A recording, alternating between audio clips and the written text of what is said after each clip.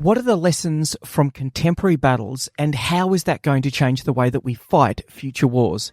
We look at how we innovate not only our technology, but our doctrine and our training to win on the future battlefield. Ladies and gentlemen, preparing today's armies for tomorrow's wars, battlefield disruption and innovation. This is the third part of our interview with retired Colonel John Antal. This episode will be looking at not only the lessons learned from the battlefields that John's been studying, but we're also going to be looking at how to prepare the army to be able to conduct large-scale combat operations. How do we generate enough combat power? How do we develop the combined arms effect? And how do we do all of that at the tempo required to outfight the enemy?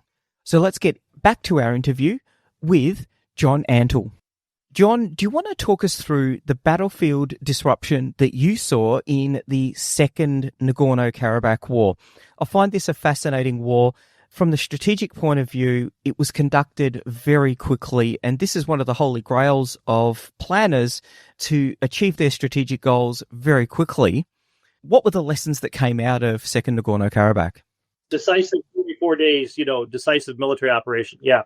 By the way, you know that the war was won by an infiltration attack of infantry, special forces. Was that the Battle of Shusha? Yes. Yeah. It was pretty interesting. So you see, the equation that I like to provide people with is HI times AI equals FBS. So human intelligence times artificial intelligence equals fighting by seconds. What the Azerbaijanis were able to do was use their robotic systems for the first time in history again to totally knock the enemy off their tipping point and completely freeze them to their defensive positions. Every time the Armenians tried to attack, it failed. Every time they tried to move, it failed. And pretty much toward the ending of the war, they were pinned. Now, what was interesting was that the Azerbaijanis were feeling pretty good because they thought they'd won the war a couple of weeks before it was over. And they tried to rush up a very narrow corridor to Shusha. And on the way there, they got hammered by Armenian fire strike, which just devastated the attack. But rather than stop, rather than pause, rather than go, oh my gosh, they immediately switched into an infiltration attack. Now, this is interesting because the same thing's happening in Ukraine. The same thing happens in Hamas, with Hamas against Israel. Infiltration is the primary tactic of modern war now. If you think about it, when you have a transparent battle space where you can see everything, you can't mass your forces. So how do you mass in a transparent battle space? Now, there's a couple of ways. One is to so win the sensor fight that you, in fact, have destroyed all the enemy sensors. They can't see you. You blind them. So you can blind them. The other is to mask. And what is masking? Masking is a very important term. It's not a principle of war, but it should be. Masking is the full spectrum, multi-domain effort to deceive enemy sensors and disrupt enemy targeting. So from squad leader all the way up to army group level, if you understand masking, you have two things to do: deceive and disrupt. How can I deceive the enemy sensors? How can I disrupt the enemy sensors? Now, the best way to deceive the enemy sensors is to do everything you can so they can't see you. That means using decoys. That means using a whole bunch of things that have been constant throughout warfare, but which we seem to not do much of anymore. When I ask some American officers about their decoys, whether they put up decoys in the defense, they tell me, no, we don't have any decoys. And I think that's a significant failing, because when you're trying to shape the perceptions of the enemy commander, you've got to be thinking about what you don't want them to see, but more importantly, what do you want them to see? Because that's going to be shaping them in the OODA loop. That's their orientation component. They're going to be thinking about, I think the enemy's going to do this, and that's what I'm seeing, so everything's going swimmingly well. Right on target, no pun intended. So imagine the American Army officer who I ask, do you put up decoys? No, I don't have any decoys. My answer to them is, no, you have creativity. Make your own decoys. Can't you think of ways to make decoys? I mean, you have to deceive a drone in the optical, thermal, electronic, or acoustic means. What could you do to do that? Have you tried? Do you practice it? Do you put up silhouettes from target ranges off to your left or right flank, so if the enemy's coming at you, they might look to the left and hesitate long enough for you to shoot them or something? If you put a hotspot out on the ground, making a smudge pot by putting an ammo can full of oil and rags and sand and rocks, and then lighting it, without burning yourself to death, and putting it off into a little hole somewhere off to your flank. A drone sees that 2 hours later and sees a hot spot. Well, what if they saw hundreds of hot spots? They'd have to either check them out or start ignoring hot spots, thermal imagery. So we can start using decoys in many different ways to give the enemy false readings or to put confusion in their minds. But if we don't try, we won't do it. I mean, the American military was the guys who have silver airplanes in World War II. I mean, because we could, but we really need to think about camouflage. We should all, the Australian Army and the American Army should be the best at camouflage in the world, but we're not. We're not even close. And when you ask, how many hours of camouflage instruction does the average soldier in the Australian Army get every year? How many hours of camouflage instruction does the American soldier get every year? And the answer is none, or very little. Now, some people will argue with the idea of none, but just look at your training programs. Who's teaching camouflage and when are they teaching it? And the idea was, well, they learned that in basic training. Everybody knows what camouflage is. Really? Really? Is that why we're so good at it? I mean, we really need to go back to the basics on camouflage, and we should be excellent at camouflage all the time, including all of our vehicles, all of our command posts. And you cannot be good at this, at camouflage, unless you have a drone fly above you and take video of what you look like. So if you want to look at what your command post looks like from the enemy's perspective, top attack, have that drone take video of that and use that for your after action reviews. And why aren't we doing this now? And the same thing when it comes to thermal. How can you hide in the thermal? Well, you'll never hide in the thermal if you don't try. So try some things. There are ways to hide in the thermal environment. But if you don't get a thermal viewer out and start looking at your formation from the ground level and from the air, you'll never know. So start doing that and using that to change your masking level. Electronic signature. How many of us still bring our cell phones to training events? You can't do that. And don't give me the needle in the stack of needles argument. If you have a cell phone, your cell phone is constantly saying, I am here, cell tower, where are you? And the cell tower is going, I'm over here. Let's link. And so you're going to find that a cell phone gives you away every time. There's a reason why in all the Jason, and all the spy movies and all this, these guys throw away their cell phones because you track them. Look at what happened to Hamas in the 2021 war. And that's why, again, the Hezbollah went to pagers. So what you have to do is realize that we have to have the leadership and the discipline not to bring mobile phones to training, and no mobile phones in the battle space. Now, some people will say, but mobile phones provide you with a whole capability, a suite of things. Okay, then we need to get an Army mobile phone that is very, very secure, but still doesn't give off location data. Otherwise, what we've got now with civilian phones, you don't know what you got, and you're just going to get killed. So it's right now, it's an excuse for leaders who don't have the discipline and the leadership to make it happen. So the idea that the transparent battle space is a crucial change in warfare is why it was the first of the 10 disruptors. So thinking about the transparent battle space, and particularly in the electronic spectrum, because I think that is something that we struggle, because it is effectively invisible unless you've got electronic warfare assets to be able to see exactly what it is that you're emitting. Is this going to drive people to operate in cities because of the ability to, the detection threshold significantly higher, and it's going to give a better freedom of maneuver than if you're out in some isolated area? Absolutely. In my book, Next War, I talk about how we need to operate from cities, hide in the noise of a city, operate, of course, in restricted terrain and deep forests and jungles whenever possible, and certainly don't put your command post out in an open field. I mean, how many times do we do that? Have you ever seen a command post out in the open field? Often. Yeah, right. And then they put camouflage nets over it. And what does it look like? Looks like a command post with camouflage nets over it. Exactly. And then there's wire that is usually put right around the perimeter of the command post. Not too far out, because that takes too much time and energy for soldiers to make a real long wire fence. I mean, 5 kilometers out. We're talking just like a couple hundred meters. So now what you've done is you've created a trap for your brain power. They can't get through the nets. They're working out of tents, and they can't get out of the wire before the drones kill them. Yeah, tents aren't the most survivable of structures.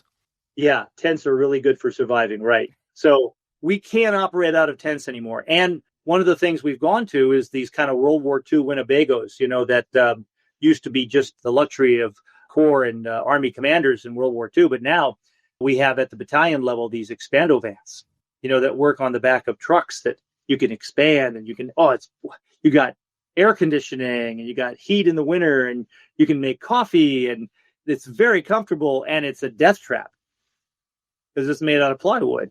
Yes. Any drone will kill you. So if you put all your brain power together in one place and they're killed, how will you replace them? Where will you get your operations officers and your operations sergeants? Where will you get those guys who have trained for years on how to operate a generator and fix it, to your equipment and all the equipment that you have and all the hours that we spend learning how to do the electronic equipment that we have people doing? We must rethink our whole command post structure. And in my book Next War, I talk about CP rules, and I've developed a list of 21 command post maxims that I've since posted and published since the book was published. So you should go to the 21 command post maxims and put in my name, John Antal, just into Google, and they'll pop up. And you can download them and you can start thinking whether they make sense to you.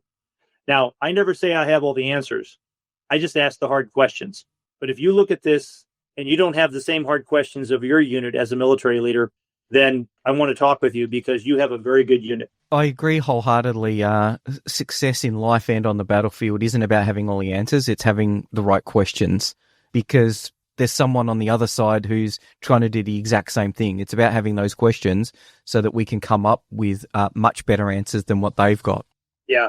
And most importantly, we don't rise to the level of our expectations. We fall to the level of our training. So, for instance, what is your battle drill for enemy drone attack? If you're a squad, if you're a platoon, if you're a command post, and the alert goes out, drone attack, drone attack, drone attack, do you know what to do? Do you have a battle drill? And if you don't, well, your expectations may be high that you're going to operate brilliantly. But with no training, well, you're going to fall to that level. And if your training is zero, you're a zero. Another thing, I talk to light infantry units all the time. I talk to units that, for instance, command posts and others too, that have no armor to hide in. They're in soft skin vehicles. I say, how often do you dig in with overhead cover and practice digging in? What do you think the answer is? Not often. I wish it was not often. It's almost always never. We don't dig in. And you can't dig in with an E-tool, an entrenching tool. We have these little folding entrenching tools. I'm sure the Australian Army has the same thing. Those things are fine for shallow pits, but you're not going to dig 8 feet down and then be able to put berms up and have overhead cover. You're going to have picks and shovels to do that. And that's hard work. And getting a platoon saying, okay, for the next 3 days, we're going to build a defensive position and learn how to do it as a team. So every one of you has been issued a pick or a shovel. Let's march. Just imagine how popular that leader will be. But if you don't do it, when you need it, you won't know what to do. So again, you don't rise to the level of your expectations. You fall to the level of your training. And being able to dig in as a team is a training event that everyone needs to be able to do. Tanks aren't always, even tank soldiers are not always in their tanks. If you're in a massed hide position and you're hiding somewhere, you are not going to be in that tank 24/7. And you better have some place to run if you can't get to the tank fast enough if the enemy artillery begins to fall. I think the interesting thing is, so we talk about the importance of the training, which is obviously the leader's obligation.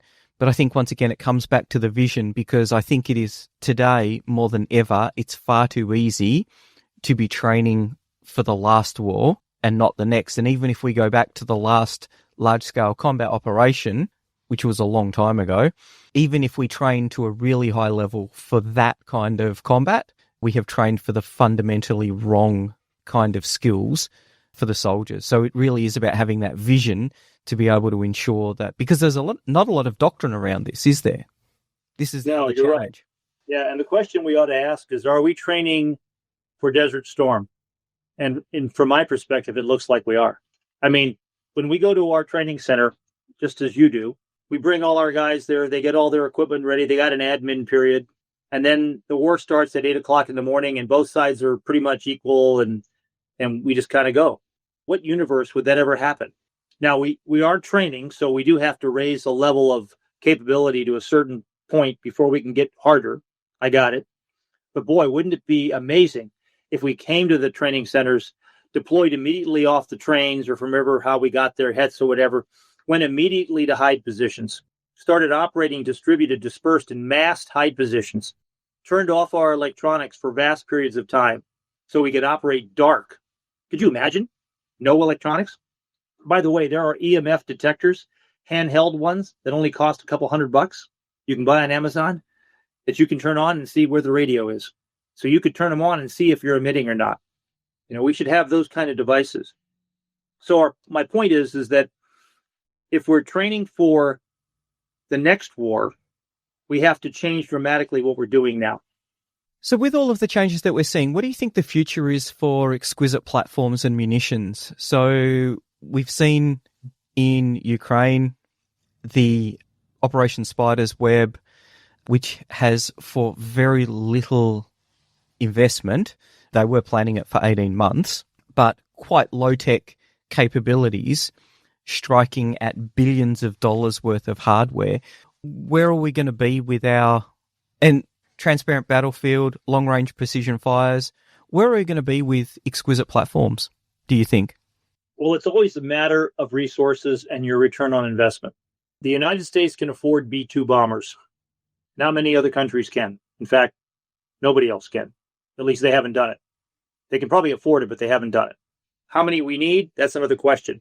If those B-2 bombers were all destroyed by $1,000 cheap drones, or drones that were less than $1,000, because most of these drones don't cost $400. The drones that the Ukrainians use and everybody else, they're more expensive than that. But they're very small compared to the price of a major exotic weapon system. So resiliency is something that needs to be built into an army, and the resiliency is only built into an army with capable but redundant equipment. If you've got the Death Star, somebody's going to figure out a way to kill you. Okay, so there's always somebody who wants the exotic weapon system. In some cases, they're very important. I mean, nuclear submarines that launch ballistic missiles that can fly anywhere on Earth, those are exotic systems. And we need those systems in order to keep deterrence high. But an army also needs to have a resiliency that means it can fight, take hits, and yet still continue the fight. And we have to be careful about having systems that once they're out, we're doomed. Right now, American air defense systems have been applauded because of what they've done in the Middle East, but I can tell you that a lot of our very smart systems failed in Ukraine because the enemy jammed them, and we have to have a cycle of software updates and rethinking of the systems in such a way that is faster than the enemy's ability to counter them. For instance, imagine if all of our exquisite satellites were knocked out by Chinese satellites shooting shotguns. I mean, that's the drone versus the standard missile argument, ROI, $1 million to a couple $100 or $1,000. But we have to have a balance of thought that should be focused on resiliency as much as it is on having exquisite systems that are sort of the answer to everything. Because very seldom in warfare have those exquisite systems won the war. I mean, the French had an exquisite answer to defeat the Prussians in the Franco-Prussian War, the Militarismus, which was, in fact, the first real machine gun, if you will. But since they'd kept it a secret and didn't train with it and didn't employ it tactically before the war, when they got it, they didn't know what to do with it. We can take exquisite systems in space and in the air and on the ground and start using them better. And then they become really important to the entire network of fighting systems. But a resiliency has to be built into them so that if they're knocked out, they don't destroy the house of cards, basically. One thing I think is really interesting when we look at the conflict between Russia and Ukraine, and that is the innovation cycle.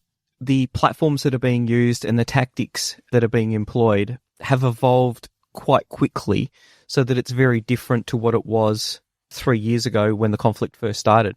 What are the challenges around innovation, particularly out of conflict, which is what we are in at the moment, predominantly, versus in conflict, which is how Ukraine and Russia are adapting and innovating? Yeah, well, innovation is always accelerated in war, unless you stop thinking and you lose. But if you want to win and you're thinking, you think of something. If you're the Romans and you're fighting the Carthaginians at sea and they keep winning, you say, hey, let's figure out how to change this.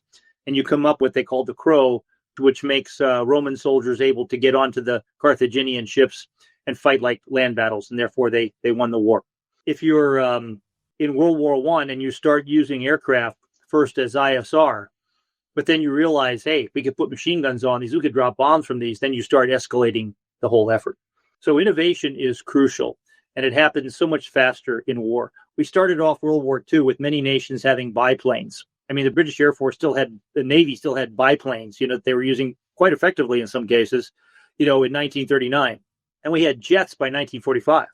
We started off with horse cavalry is still going to be significant in the war in 1939. There was a movie created, a training film by the U.S. Army in 1943 on how the horse cavalry would be decisive. In 1943. Wow. We had money to waste, I guess. I don't know. When you think about that and then you think about the atomic bomb, innovation is amazing. The innovations that are happening now have accelerated everything dramatically. And what they're accelerating us into is this fighting in 21st century concept versus the 20th century concept, fighting by seconds. So human intelligence multiplied by artificial intelligence will create a fighting by seconds environment where everything will be super fast. Now, that doesn't mean wars will be short. It just means decisions will be fast and actions will be fast. And you're going to be able to capitalize on things instantly, almost instantly, but at least in real time, at least by seconds. And imagine, for instance, you see what happened in Ukraine just this week. The Russians launched a major offensive, and column after column of Russian tanks were just wiped out by the Ukrainians being able to see them with good ISR drones and then apply either javelins, either anti-tank weapons, artillery, or attack drones to destroy them. And the Ukrainians are punching way above their weight. The Russians should have beat them by now. If you did a computer simulations, the Russians would have won in 2022. So war isn't all about just adding up numbers. It has a lot to do with courage and resilience and tenacity and the spirit to win and leadership, especially leadership. So leadership operating in this much faster environment is going to need additional tools to provide a artificial intelligence coup d'oeil for the commander. And until we can focus more on the commander and that, we're going to end up having chateau generals that are going to get a lot of people killed, like in World War I.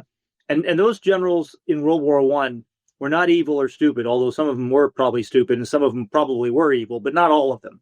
I mean, they were the best of their generation, but they were faced with an innovation that they couldn't adapt fast enough to overcome. So by studying, by reading, by discussing, by listening to your podcasts and thinking about the hard issues, military leaders can help begin to gain the foresight they need to win in time and win and save their soldiers' lives and hopefully create a greater deterrent that the enemy will decide not to attack. So, for instance, let's say the U.S. Army totally embraced the idea of the first strike advantage, started putting it in every war game, started getting everyone to think, okay, the enemy's going to hit us first. We got to really be ready for this.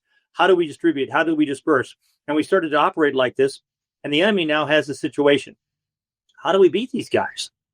If we attack, they're so dispersed and all, but yet they can still network and they can still talk and they can still get together fast and they can bring effects together. We just can't use our systems to easily kill them.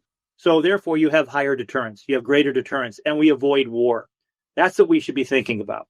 But on the other hand, if you put all your guys in one building and it's an easy building to kill and you don't put any air defense there and everybody's on their cell phones and they're all calling their relatives on New Year's Eve, like the Russians were at Makivka, then the Ukrainians kill them all, or most of them.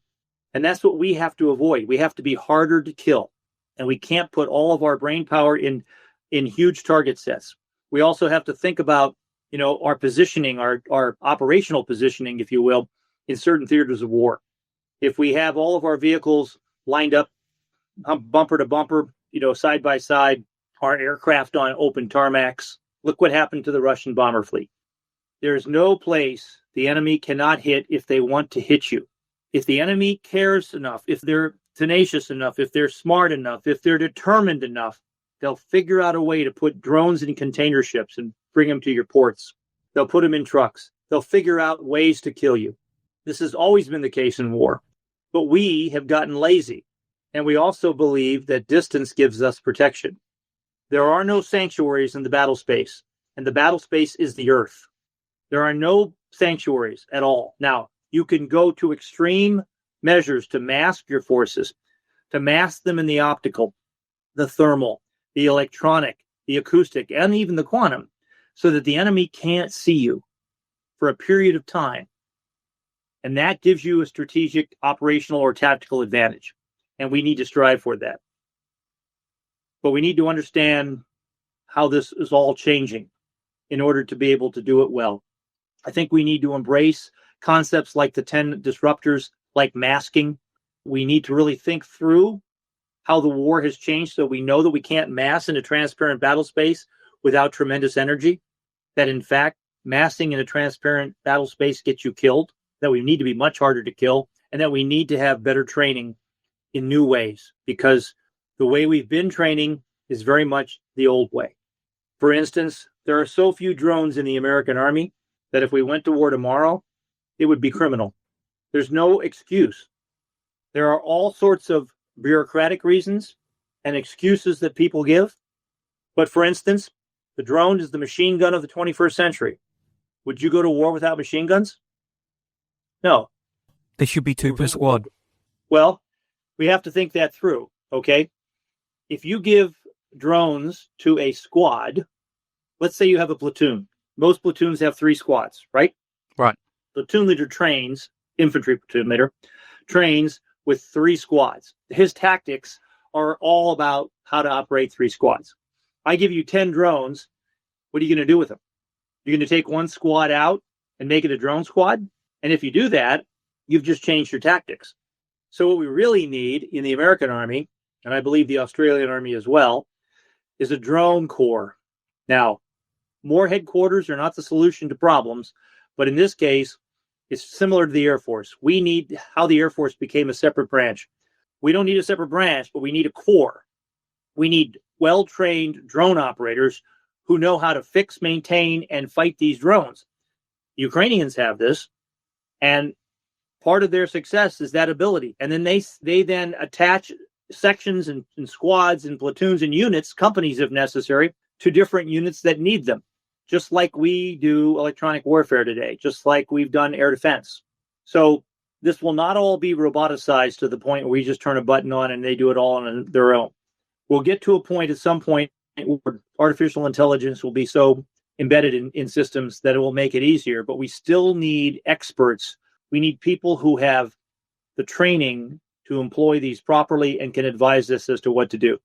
And as far as counter UAS goes, we also need that. And we should look at all sorts of out-of-the-box solutions. For instance, the Israelis have been very effective at using helicopters to shoot down Shahed drones. Now, that's not the only thing they use, but they're using them as well.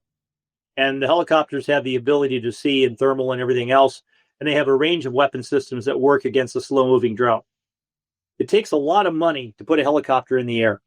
It takes a lot of money to put a jet in the air. It takes a lot less money to put an old piston aircraft in the air. Now, the Special Forces, SOCOM in the U.S., has a thing called the Sky Warden, which is a piston-driven aircraft that has a wing that can carry more stuff than you can imagine. And the reason why SOCOM bought that system is because they wanted their own air support because they couldn't count on the Air Force to get them air support all the time in all the places they needed it. And they wanted the flexibility to control it themselves. Well, just imagine if we had a little bit more innovative thinking and we had some of those piston-driven aircraft that are easy to maintain, that can land on a grass field, that can be rearmed very rapidly to shoot down enemy drones. Now, they won't be able to fly, way deep into the enemy lines by any means. They will be slow-moving. We'll have to stay behind with certain ranges. But if helicopters are being used, these could be used as well. My only point is that we need to look at all sorts of answers, just like I mentioned earlier about the use of decoys. I mean, sophisticated decoys that are plastic blow-up tanks, those are wonderful, but you're not going to have those all the time. So you've got to be innovative. And the way we can be innovative is to think across the full spectrum of these 10 disruptors and figure out how they apply to each unit. And every leader, every commander ought to think through those for his or her particular unit. So for Western militaries then, looking to exploit the asymmetric advantages from these battlefield disruptors, what are your top 5 action items to enable a force to ready itself to be ready with these capabilities before they have to enter combat? I think, that every unit needs to address these questions in the sense of how do you dominate the new high ground? And the new high ground is that ground above the ground all the way to the stratosphere, but primarily 200, 300, 400, 500 feet, above you, a little bit higher, maybe 1,000 feet. But how do you dominate that ground? If you have drones coming in at treetop level or, just humming off the grass, you've got a huge problem. So we have to think about the battle space differently. So the first thing is we have to think about the battle space differently and decide that if we're going to win, we have to dominate the ground, the air above the ground. Now, the Air Force is going to be busy in every peer fight that we can think of, and they're not going to be able to supply the ground forces with the kind of close air support and protection that we would love to have. So we've got to figure out how to do this with some of our own assets. I mean, that's the reason that every army has air defense weapon systems. Why not just have aircraft if they do everything? Aircraft can't fly all the time. They're expensive. They get shot down, all of that. So we need to have the capability. The other thing is that we've got to think through how we think about the battlefield in our sort of graphics two-dimensional method. For instance, you have a forward line of troops, but okay, right now there's a drone zone, about 20 to 30 kilometers of a drone zone in front of every friendly force. And that drone zone is a death ground. You move into that, and you better have counter UAS, or you better be well masked, because the enemy is going to kill you with their drones. Now, right now, that distance is about 30 kilometers for most of the drones. There are drones that go farther, and of course, they can get them farther, and they can move that whole movement farther. But imagine just the simple graphics of what do your phase lines look like, and do you have a drone operating area that you're very concerned that the enemy is going to be able to hit you with drones. And then we need to think about how we should reorganize ourselves for this. You see, leaders make up the difference of a lack of capability with tactics, techniques, procedures, and leadership. So if you don't have the equipment, come up with better drills, come up with better tactics. I mean, this is what's happened throughout history. If the enemy's winning in a certain way because they have capabilities you don't possess, then change your tactics. So some of the things we have to do are again, we have to be able to understand the new high ground, which is above our heads. We have to understand that because of that new high ground, our tactical thinking needs to change to include things like how we do our graphics and where we consider the ranges of enemy drones. We have to become harder to kill. We need to really adopt the concept of masking. And then we need to study distributed mission command, distributed logistics, and the whole concept of fighting in real time. Again, that's the difference between a 20th century army and a 21st century army. Excellent. Well, I think that's given everyone a lot to think about, and I think it's done a great job of raising a lot of questions, which is exactly what we want to do. So thank you very much for your time today, and keep up the great work on really distilling down those lessons from the way that combat is changing, because I think the biggest change that we are seeing is that the rate of change that we are seeing is changing. It is getting faster, and that is something that we all need to adapt to. Yeah, thank you, James. Great honor to be on your show, and you're exactly right. Again, my name is John Antal. My purpose in life is to develop leaders and inspire service. So I would like all of us to think, ask the hard questions, train hard, and win, because the challenges of a next war are real, and we'll only avoid them if we become so tough and so good that the enemy realizes they can't attack us. And there's a lot working against us right now, so we've got to figure this out, because if we have to fight tonight, are we ready? And that's the question every leader should ask. If you had to fight tonight, are you ready? Okay, thank you very much. Enjoyed it. Once again, a big thank you to John for his time, for his experience, and for his wisdom. For me, the big challenge is to develop some sort of tactical, operational, and strategic imagination as to what are the platforms and capabilities that we're likely to see on the battlefield. What are the platforms that we are going to field? How do we develop the TTPs to use those platforms in the best way possible? And how do we create the doctrine to support that? Lastly, how do we train our soldiers to be able to employ these platforms? John has given us some great insights into the kinds of technologies that are being employed on the battlefield today, what their capabilities are, and how they're being used.